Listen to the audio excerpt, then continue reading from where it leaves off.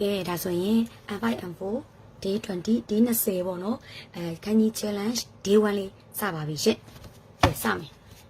ဒီနေ့15လုံးစတင်မယ်နော်တရှိပြပြမယ်5နဲ့4နဲ့ရောသမမှွေထားတာစိတ်ရှိလက်ရှိလေးနဲ့အဆုံးထိနားထောင်ပေးပါနော်တရှိကဒီဗီဒီယိုဖိုင်တွေမှာတွဲလုံးတွေကိုမပြောဘူးနော်တခုတော့ဟိုဒီအချိန်ခဏလေးနဲ့ရှိရှိသမျှဟာတွေတော့ပြောလို့တော့မရဘူးလေနော်အဲကြောင့်မလို့တွဲလုံးတွေတော့ပါမှာမဟုတ်ဘူးမူရင်းတွေကိုမြင်လိုက်တာနဲ့ခန်းကြီးတွေကိုမူရင်းတွေကိုမြင်လိုက်တာနဲ့မှတ်မိသွားအောင်အနည်းဆုံးမြန်မာလိုမှတ်မိအောင်သင်ပေးသွားမှာဖြစ်ပါတယ်ဆရာအောင်ပါကဲပထမဆုံးခန်းကြီးလေးက M5 ကနေစမယ်ကွာကဲပထမဆုံးခန်းကြီးလေးက30စမယ်နော်ဒီခန်းကြီးကိုမြင်တာနဲ့တို့တွေခေါင်းထဲမှာ30ဆိုတာမှတ်မိအောင်လုပ်မယ်ရိုးရိုးရှင်းရှင်းလေးခန်းကြီးပုံစံလေးကအပေါင်းလက္ခဏာလေးနဲ့တူတယ်ကဏန်းနေဆိုရင်ပေါင်းနှုတ်မြောက်စားရှိတယ်မလားအဲ့ထဲကအပေါင်းလေးကိုတူလိုက်မယ်ပေါင်းလိုက်ရင်ကဏန်းလေးတွေပေါင်းလိုက်ရင်10ကဏန်းတွေထွက်လာတယ်လေပေါင်းလိုက်ရင်10ကဏန်းတွေထွက်လာတာမလို့အပေါင်းလေးဆိုရင်30လို့မှတ်လိုက်မယ်ပေါင်းလိုက်ရင်တို့တွေကကဏန်းမှာဥပမာ1 2 3 4 5စသဖြင့်အဲ့ဒါတွေကိုပေါင်းလိုက်ရင်10ကဏန်းတွေထွက်လာတာမလို့ပေါင်းလိုက်ရင်10ကဏန်းထွက်လာတာမလို့ဒါလေးကိုအပေါင်းလေးကိုမြင်30လို့မှတ်မယ်ပြောမယ်နော်ဒီခန်းကြီးတွေထဲမှာခန်းကြီးအလုံး300တင်မဲ့ထဲမှာအတိအကျပြောရင်အလုံး310တင်မဲ့ထဲမှာအပေါင်းလက္ခဏာလေးကိုမြင်လိုက်ရင်ပေါင်းလိုက်ရင်10ကဏန်းနေထွက်တာမလို့အပေါင်းလက္ခဏာပုံစံခန်းကြီးလေးကိုမြင်30လို့မှတ်မယ်သူ့ရဲ့အတန်ထွက်အနေနဲ့ကတိုအိုးလို့လည်းရှိတယ်ဂျူဂျွဂျီဒီအတန်ထွက်တွေတော့ကျောင်းသားတို့ချက်ပေးရမယ်ဒါရှိကဒီခန်းကြီးလေးကိုမြင်တာနဲ့အပေါင်းလက္ခဏာလေးမြင်တာနဲ့30ပေါင်းလိုက်ရင်10ကဏန်းနေရတာမလို့အပေါင်းလက္ခဏာလေးမြင်တာနဲ့30လို့မှတ်မယ်30အတန်ထွက်ကကျောင်းသားတို့1နဲ့3လေးတင်တယ်မလားဂျူးတို့10နဲ့ဆိုရင်ဂျွတ်ဆိုင်တို့ဂျီဆိုင်တို့အဲ့ဒီကလာတယ်10ရက်နေ့ဆိုရင်တိုအိုးကားတို့30နဲ့ပတ်သက်တဲ့ဟာတွေကဒီခန်းကြီးကလာတာတိုအိုးဂျူးဂျွတ်ဂျီဆိုပြီးတော့သွားတယ်အပေါင်းလက္ခဏာလေးမြင်ရင်30လို့မှတ်မယ်ဒုတိယမြောက်ခန်းကြီးအပေါင်းလေးမြင်30နော်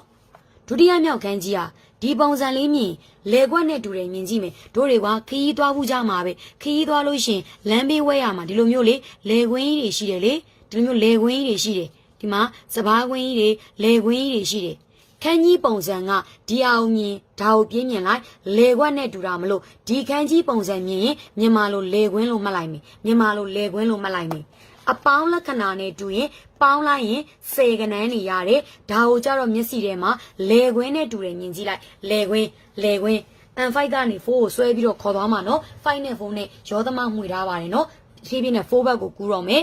ဒါလေးကိုမြင်ရင်လေခွက်နဲ့တူတော့ဒီကန်းကြီးမြင်ရင်လေခွင်းလို့မှတ်ထားမယ်အတန်ထွက်ကတရဲ့ဒန်းရယ်ရှိတယ်ပေါ့နော်ဒီ level မှာတက်ရှိလို့များသောအားဖြင့်တွေ့ရတာကတော့တအတန်ကပုံများတယ်ဒန်းအတန်ထက်ဆိုင်ရင်တအတန်ကပုံများတယ်လေခွက်နဲ့တူတယ်လို့မှတ်မယ်သင်ပြောမယ်နော်ဒီမှာအပေါင်းလိုက်ရင်10ကဏန်းနေရတာမလို့ခန်းကြီးတွေထဲမှာမှအပေါင်းလက္ခဏာပုံစံမြင်30ဒါလေးကိုမြင်လေခွက်လို့မှတ်မယ်ဒါလေးကိုမြင်လေခွက်လို့မှတ်မယ်သုံးလုံးမြောက်ခန်းကြီးဆိုတာတဲ့ဟီရာခဏခတာခဏတင်ရင်ခတာခဏခနဲ့မတူဘူးလားခတာခဏခနဲ့မတူဘူးလားခန်းကြီးပုံစံခတာခဏခနဲ့မတူဘူးလားရှင်တို့တွေလေပဲမြင့်လာလေဟီရာခဏတွေခန်းကြီးတွေပဲနောက်ကိုလိုက်ရင်းထဲမှာခတာခဏတွေဖတ်ရင်ခွန်နဲ့အားနဲ့အမလေးဖြစ်ညစ်ပြီးတော့ခတာခဏဖတ်ခိုင်းနေဆိုရင်မျက်နှာကြီးကိုရှုံမဲ့ပြီးတော့ခွန်နဲ့အားနဲ့မနှဲရအောင်ဖတ်ရတယ်လေဟုတ်ဆိုလိုတာကခန်းကြီးပုံစံလေးကဘာနဲ့တူလဲဆိုတော့ခတာခဏခလေးနဲ့တူတယ်နောက်ပိုင်းကြာလာရင်ဟီရာခဏတွေကမြင်မာများတော့ရသွားပြီးတော့ခတာခဏဖတ်ရတော့မယ်ဆိုရင်မနှဲကိုဖြစ်ကာညစ်ကခွန်နဲ့အားနဲ့ခတာခဏရဖို့ခွန်နဲ့အားနဲ့ဖတ်ရတယ်ပေါ့နော်ခတာခဏတွေရဖို့ခွန်နဲ့အားနဲ့ဖတ်ရတယ်အတန်ထွက်တတ်ဖို့ခွန်နဲ့အားနဲ့ကြက်ရတယ်ဖတ်ရတယ်ဆိုပြီးတော့ခတာခဏပုံစံလေးမြင်ရင်ခတာခဏခပုံစံလေးမြင်ရင်ခွန်အားလို့မှတ်မယ်အပေါင်းလက္ခဏာခန်းကြီးလေးမြင်ပေါင်းလိုက်ရင်10ကဏန်းနေရတာမလို့ဒီခန်းကြီးမြင်30လေခွက်လေးနဲ့တူလို့ဒီကန်းကြီးမြင်လေခွင်းဒီမှာခတာခဏနဲ့တူတယ်ခတာခဏတွေဟီရာခဏတွေကိုခွန်နဲ့အားနဲ့ကြက်လိုက်လို့ဒီလိုခန်းကြီးဆိုတဲ့လေးလာတဲ့အစင်တီရောက်လာခဲ့တာပေါ်ပေါ်ရော့ရော့နေခင်ဒီလောက်အစင်တီလည်းမလိုက်နိုင်ဘူး ဟီရာကနာတွေခတာခနာတွေကိုခွန်နဲ့အားနဲ့ကြက်ခဲကြလို့ခွန်နဲ့အားနဲ့ကြက်ခဲကြတယ်မလားအဲ့ဒါကြောင့်မှဒီလိုခန်းကြီးအစင်တီရောက်လာတာမလို့ဟီရာကနာခတာခနာနဲ့တူရင်အဲ့ဒါတွေကိုတို့တွေဘလို့ကြက်ခဲကြလဲခွန်နဲ့အားနဲ့ကြက်ခဲကြတယ်သူ့ကိုမြင်ခွန်အားအတန်ထွက်ကချိခရာရှိတယ်လျော်ခုရှိတယ်ရီကီရှိတယ်ဒါရှိတော့ဒီ54မှာတော့များသောအားဖြင့်ကတော့ချိခရာဆိုတဲ့အတန်လေးကပုံများတယ်လျော်ခုတို့ရီကီတို့တော့တိတ်ပြီးတော့မတွေ့ဘူးအန်တရီဘက်မှာပို့တွေ့ရတယ်တို့တွေက54ကိုအဓိကဆိုရင်တော့ချိခရာလေးကိုပို့ပြီးတော့မှတ်ထားသင့်ပါတယ်မကြက်နဲ့မပြောဘူးနော်ဒါရှိပြောရတဲ့မှာပို့ပြီးတော့တွေ့ရတာများတာကိုပဲပြောပြပြီးသွားတာဒါဆို3လုံးပြီးသွားပြီလာတော့မယ်နော်5ပြီးရင်4လာတော့မယ်အပေါင်းလက္ခဏာနဲ့တူတဲ့ခန်းကြီးမြင်ပေါင်းလိုက်လို့စေကနန်းနေရတယ်လေခွက်ကြီးနဲ့တူလို့လေခွင်းဟီရာကနာခတာခနာတွေကိုခွန်နဲ့အားနဲ့ချက်ခဲ့ရလို့သူ့ကိုမြင်ခွန်အားကိုဂျပန်လို့ချိခတာဟုတ်ပြီဗျာပေါင်းပြီဒီမှာလေခွင်းရောက်မှာခွန်အားပေါင်းလိုက်တယ်လေခွင်းရောက်မှာခွန်အားပေါင်းလိုက်တယ်လေထဲမှာခွန်နဲ့အားနဲ့အလုပ်လုပ်ရတာယောက်ျားလေးပေါ့ရှင်လေခွင်းတွေထဲမှာခွန်နဲ့အားနဲ့အလုပ်လုပ်ရတာလေထုံရတယ်လေလေခွင်းထဲမှာလေခွင်းခန်းကြီးနဲ့ခွန်အားနဲ့တွားချိတ်လိုက်တော့လေထဲမှာခွန်နဲ့အားနဲ့အလုပ်လုပ်ရတာယောက်ျားလေးပေါ့ဒီခန်းကြီးကယောက်ျားလေးအတိတ်ပဲအတန်အတွက်မသိရင်တော့ပထမတစ်ဆင့်ဒီခန်းကြီးမြင်ယောက်ျားလေးဆိုတာမှတ်လိုက်မယ်အပေါ်ကလေခွင်းအောက်ကခွန်အားခန်းကြီးလေခွင်းထဲမှာခွန်နဲ့အားနဲ့အလုပ်လုပ်ရတာယောက်ျားလေးပေါ့ယောက်ျားလေးကိုဘယ်လိုခေါ်လဲအိုတိုခိုသူ့မှာသူများနဲ့ပေါင်းရင်ဒန်းတို့နန်းတို့ရှိတယ်54မှာတော့အိုတိုကိုအတန်ကိုသုံးတာပုံများတယ် level အမြင့်မှာတော့ N3 မှာတော့ဒန်းတွေရောနန်းတွေရောသုံးရတယ် N5 N4 မှာတော့အိုတိုကိုကပုံများတယ်တခုနဲ့တခုနဲ့ချိတ်ပြီနော်ညင်ပြောမယ်နော်ပေါင်းလိုက်ရင်10ကနန်းရတယ်ဘာနဲ့တူတာလေခွက်ကြီးနဲ့တူတာဟီရာကနာခတာခနာတွေကိုခွန်နဲ့အားနဲ့ချက်ခဲ့ရတယ်လေခွင်းနဲ့ခွန်အားနဲ့တွားပေါင်းလိုက်တော့လေထဲမှာခွန်နဲ့အားနဲ့အလုံးလုံးနေတာယောက်ျားလေးတွေ၄လုံးပြီးသွားပြီ၅လုံးမြောက်ကိုသွားမယ်၅လုံးမြောက်ခန်းကြီးကဒီလိုလေးဆွဲပုံဆွဲနည်းကတစ်ချက်နှစ်ချက်သုံးချက်လေးချက်ငါးချက်6ချက်9ချက်ဒါခန်းကြီးအဲ့ခန်းကြီးကိုခွဲပြီးတော့ကြည့်လိုက်မယ်အပေါ်မှာ30အပေါ်မှာ30အပေါ်မှာ30ခွဲကြည့်လိုက်တာဆွဲတော့ကတော့အဲ့လိုခွဲမဆွဲဘူးเนาะဒီလိုဆွဲတယ်အလဲမှာလဲခွင်းအောက်မှာ30 10နှစ်10မိုးလေလောက်ကိုလှုပ်လိုက်တာကားဝယ်စီးနိုင်သွားတယ်30ရဲ့ခန်းကြီးပုံစံကလေခွင်းရဲ့30ရဲ့ပေါင်းထားတဲ့ပုံဆွဲရင်တော့အဲ့လိုမဆွဲဘူးဒီလိုဆွဲတာကတော့ခွဲပြီးတော့မဆွဲဘူးဒီလိုဆွဲသွားတာခန်းကြီးကိုမြင်အောင်ခွဲကြည့်ရင်ဒီနားလေးက30 10နှစ်10မိုး10နှစ်10မိုးလေယာလှုပ်လိုက်တာကားဝယ်စီးနိုင်တယ်ခူရူမကားသူများနဲ့ပေါင်းရင်ရှခူရူမရဲ့ရှရ၅လုံးပြီးသွားပြီအခုပြောတဲ့၅လုံးကအန်ဖိုက်တဲ့ဟာကိုပြောသွားတာအဲ့၅လုံးမှာအချင်းချင်းပြန်ပေါင်းဆက်နေတာကိုမြင်အောင်ကြည့်အပေါင်းလက္ခဏာပေါင်းလိုက်လို့10ကနန်းနေရတာလေခွက်ကြီးနဲ့တူတယ်ဟုတ်ပြီနော်ဒီနှစ်ခုပြန်ပေါင်းလိုက်တယ်10နှစ်10မိုးလေယာအလုပ်လုပ်လိုက်တာကားဝယ်စီးနိုင်တယ်ဒီမှာလေခွင်း30 10နှစ်10မိုး10နှစ်10မိုးဒါကျလို့မြန်မာစကားမှာ10နှစ်10မိုးလို့ပြောတော့30နှစ်ခါပါတဲ့ပုံစံလေး10နှစ်10မိုးလေယာလုပ်ငန်းလုပ်ကင်လိုက်တာကားဝယ်စီးနိုင်ပြီ10နှစ်10မိုးလေယာလုပ်ငန်းလုပ်ကင်လိုက်တာကားဝယ်စီးသွားနိုင်တယ်ပြီးတော့ဒီဟာလေးကခွန်အားခီရာကနာခတာခနာတွေကိုခွန်နဲ့အားနဲ့ချက်ခဲ့ရတယ်လေခွင်းထဲမှာခွန်နဲ့အားနဲ့အလုပ်လုပ်တာဘာတူတော့ယောက်ျားလေးတွေလေခွင်းထဲမှာခွန်နဲ့အားနဲ့အလုပ်လုပ်တာယောက်ျားလေးတွေဒါတွေက N5 ပိုင်းဟုတ်တယ်နော်ပေါင်းလိုက်ရင်10ကနန်းရတယ်လေခွက်ကြီးနဲ့တူတယ်ဟီရာကနာခတာခနာတွေကိုခွန်နဲ့အားနဲ့ကျဲရတယ်ခွန်အားကချိခတာလေခွင်းထဲမှာခွန်နဲ့အားနဲ့လှုပ်တာအိုတိုကိုယောက်ျားလေးတွေသူများနဲ့ပေါင်းရင်ဒန်းနဲ့နန်း10နှစ်10မိုးလေခွင်းထဲမှာအလုပ်လုပ်လိုက်တာလေယာအလုပ်လုပ်လိုက်တာခူရူမဆိုတဲ့ကားဖို့ရှာနိုင်သွားတယ်ပေါ့ခူရူမနဲ့ရှာဒါ N5 ပိုင်း N4 ကိုကူပြီ N4 ဒီမှာကြည့် M4 ခန်းကြီးဒီခန်းကြီးဆွဲနီးရတစ်ချက်နှစ်ချက်သုံးချက်လေးငါး6ခွန်89 sorry လက်ရှိဆွဲချက်မားမှာဆိုလို့ပြန်ဆွဲပြမယ်နော်လက်ရှိဆွဲချက်မားသွားမယ်တဲ့ဒီမှာကြည့်မယ်နော်တစ်ချက်နှစ်ချက်သုံးချက်လေးချက်ငါးချက်6ချက်9ချက်ဒီအလေကအရင်ဆွဲရမှာနော်10ချက်9ချက်အလေကအရင်ဆွဲရမှာနော်ဒီဆွဲချက်မဟုတ်ဘူးနော်တစ်ချက်နှစ်ချက်သုံးချက်လေးချက်ငါးချက်6ချက်9ချက်10ချက်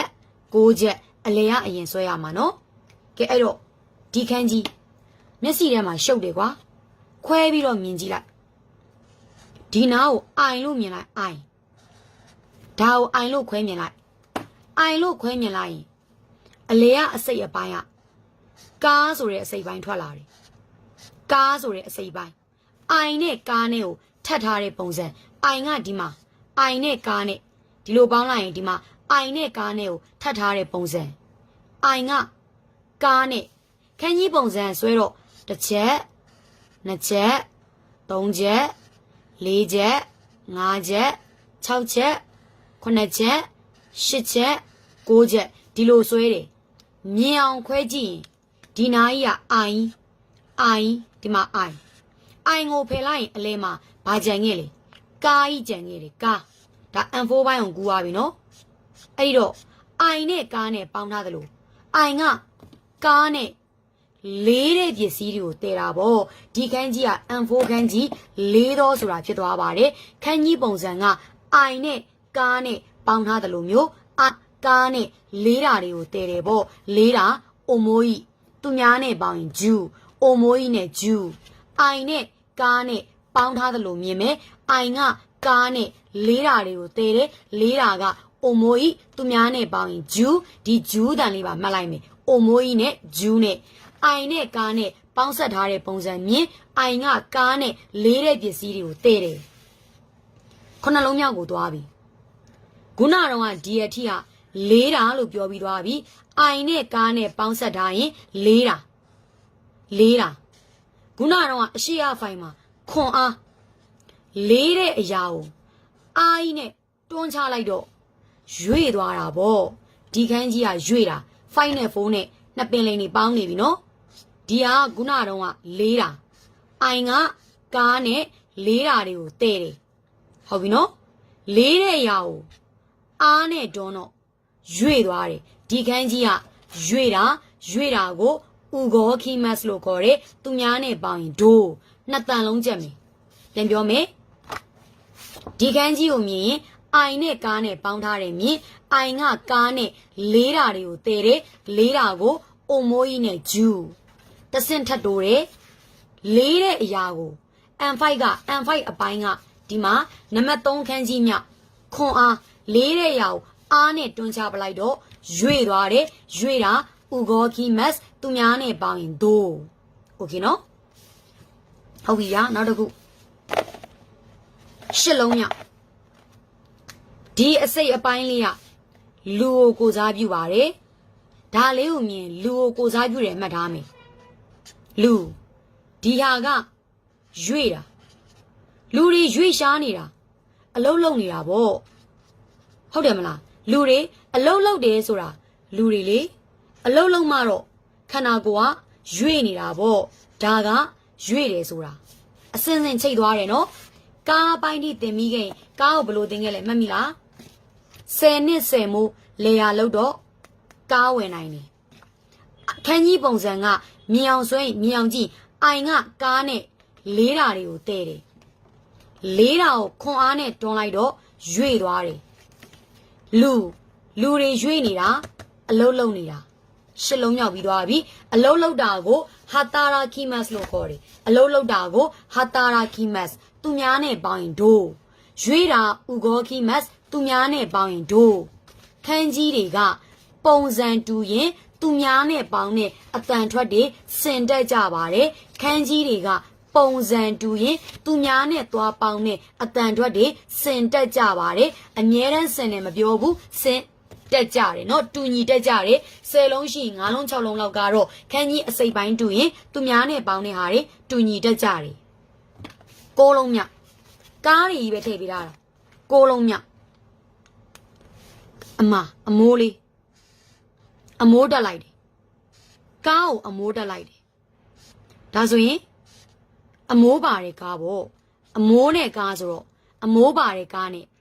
ဒီအစိပ်အပိုင်းကလမ်းကိုစားပြုတယ်မြင်အောင်ကြည့်ရင်လမ်းကွေလမ်းကောက်လေးနဲ့တူတယ်အမိုးပါတဲ့ကားလေးနဲ့လမ်းကနေတည်ပြီပေါ့အမိုးပါတဲ့ကားလေးနဲ့အမိုးပါတဲ့ကားလေးနဲ့လမ်းကနေတည်တာပေါ့အစင်းစင်းချိတ်သွားတယ်နော်အမိုးပါတဲ့ကားလေးနဲ့လမ်းကနေတည်တာဟာခိုးပြီးမတ်သူများနဲ့ပေါင်းရင်အမိုးပါတဲ့ကားလေးနဲ့လမ်းကနေတည်တယ်ဆိုရင်ဟာခိုးပြီးမတ်သူများနဲ့ပေါင်းရင်တွဲလုံးနေတော့ကြက်ရမှာပေါ့နော်ဒါရှိကမူရင်းနေအရင်မှတ်ပေးတာပြန်ချိတ်ကြည့်အောင်ကွာပေါင်းလိုက်လို့10ကနန်းရတာလေကွင်းပုံစံကြီးဟိရာကနခတာကနတွေကိုခွန်နဲ့အားနဲ့ချက်ခဲ့ရတယ်ချိခတာလေကွင်းနဲ့ခွန်အားလေထဲမှာခွန်အားနဲ့လှုပ်တာယောက်ျားလေးတွေအိုတိုးကိုဒန်နန်အပေါင်းနေမြင်30လို့ပြောထားတယ်10နှစ်10မိုးလေယာလှုပ်လိုက်တာကားဝယ်စီးသွားနိုင်တယ်ခန်းကြီးပုံစံက M4 ကအိုင်ပုံစံနဲ့ကားနဲ့ပေါင်းထားသလိုအိုင်ကကားနဲ့လေးတာတွေကိုတည့်တယ်လေးတာအိုမိုးကြီးနဲ့ဂျူနောက်တစ်ခုအစင်ကြော်သွားပြီဘလောက်ပဲလေးအားနဲ့တွန်းထလိုက်တာရွေတာဥဂောခီမတ်ဒိုဒါတွေတော့ကြက်ရမယ်နော်အတိုက်ရှိကခန်းကြီးမျက်နှာနဲ့မြန်မှတ်မိအောင်ပြပြတာโอเคဗျာပြီးသွားလို့ရှိရင်လူတွေကရွေတယ်ဆိုတာအလုံးလုံးနေတာပေါ့6လုံးမြောက်အမိုးပါတဲ့ကားနဲ့လမ်းကနေတဲတာပေါ့အမိုးပါတဲ့ကားနဲ့လမ်းကနေတဲတယ်ဖြစ်မယ်နော်ဗီဒီယိုဖိုင်တအားရှိနေလောက်မှာမလို့ဒါကိုပတ်ဝန်းဖြစ်နေသွားမယ်ပတ်တူးမှာတိုက်ရှိက30ကနေ15လုံးမြောက်ထပ်ထည့်ပေးပါမယ်နော်